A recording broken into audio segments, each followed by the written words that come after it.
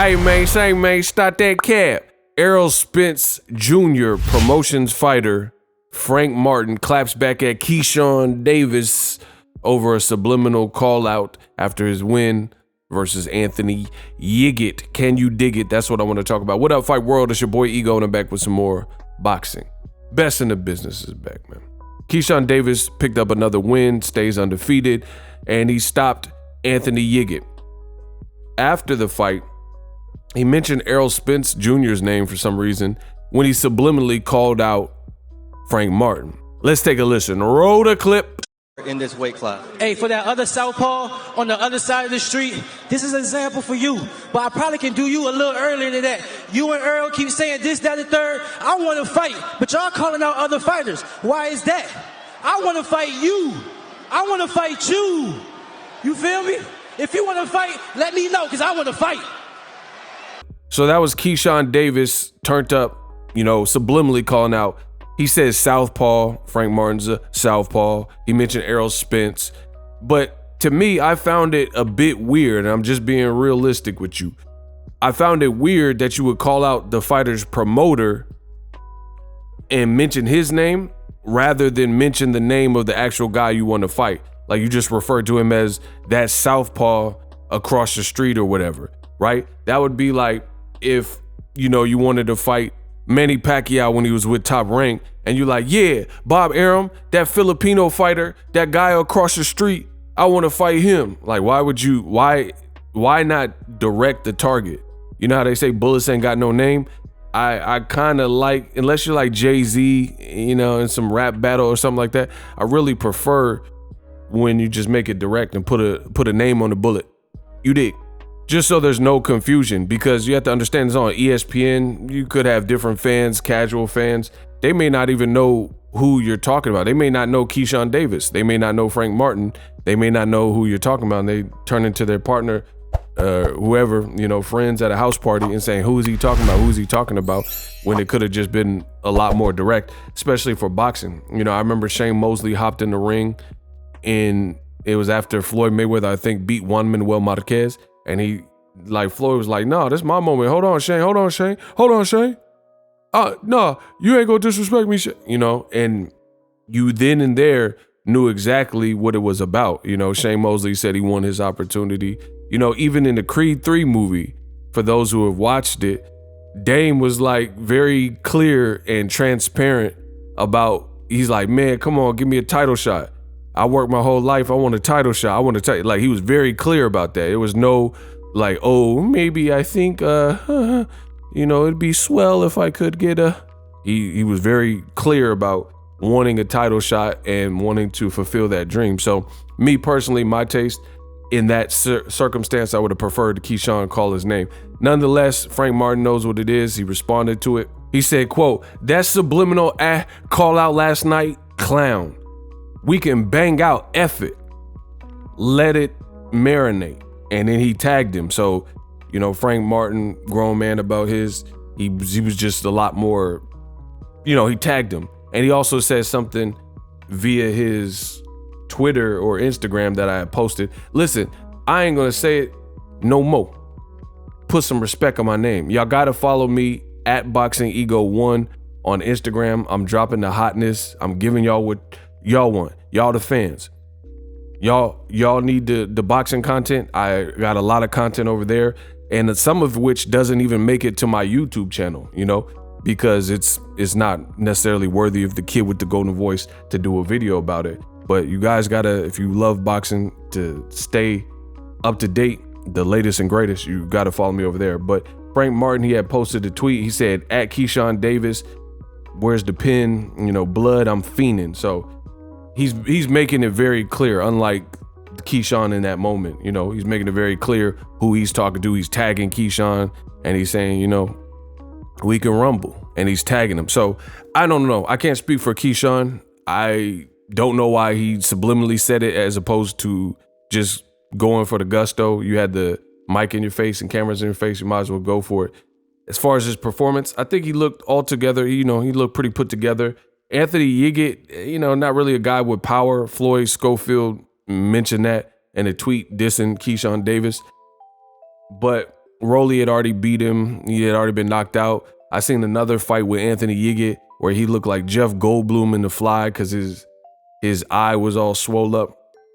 I think, overall it's like kind of some mercy stoppages on that Top Rank card where, ref maybe prematurely stepped in, but Keyshawn handled business. He's the businessman.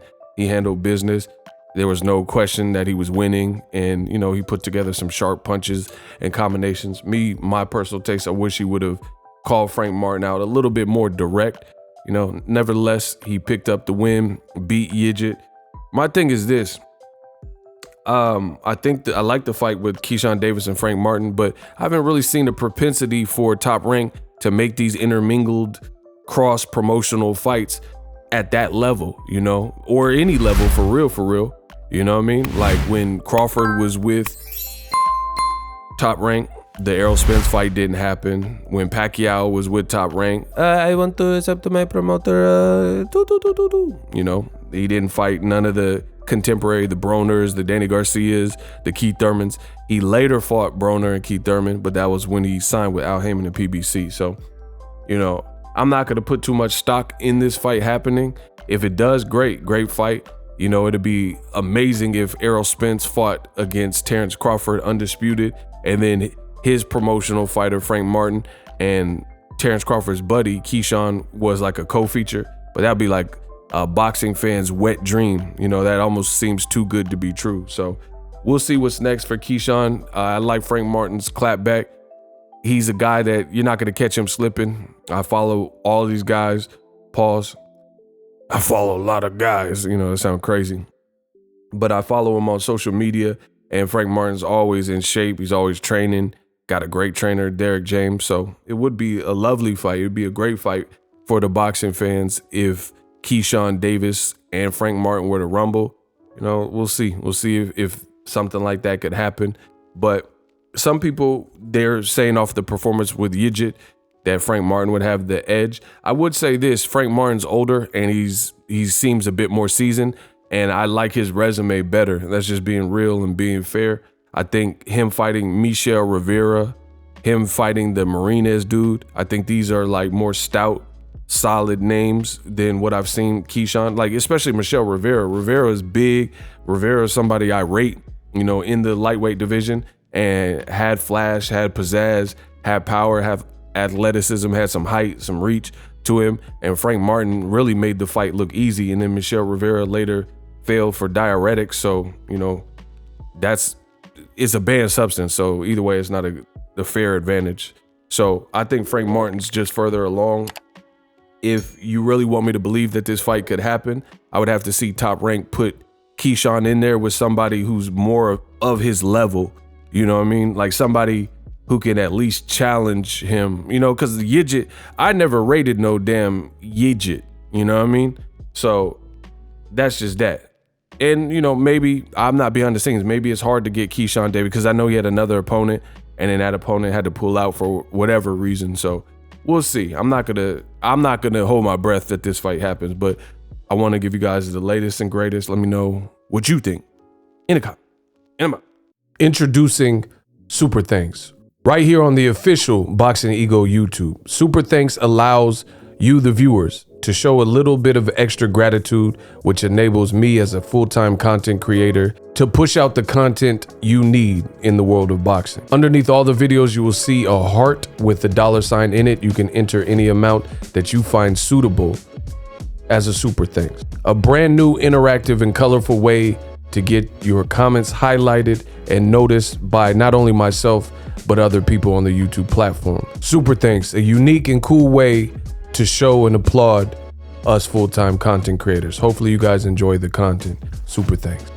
The future is now. The Hibernation 5s by Kenichi Bear. Hybrid gaming and lifestyle headphones. Out of the box, you can connect to any console or PC. Bluetooth ready with a low latency USB adapter, color RGB, and extreme bass mode. The Hibernation 5s adjust to you.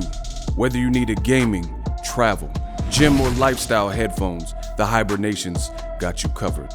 The new Hibernation 5s, link in the description. Customize the way you hear the world.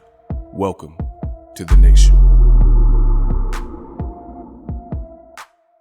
Are you tired of your YouTube videos not getting any views? Well, consider TubeBuddy. I've used TubeBuddy for years to scale up my YouTube channel. Now we're sitting over 200,000 subscribers.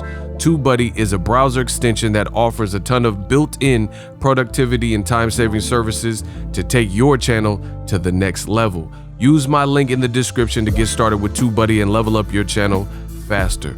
We working.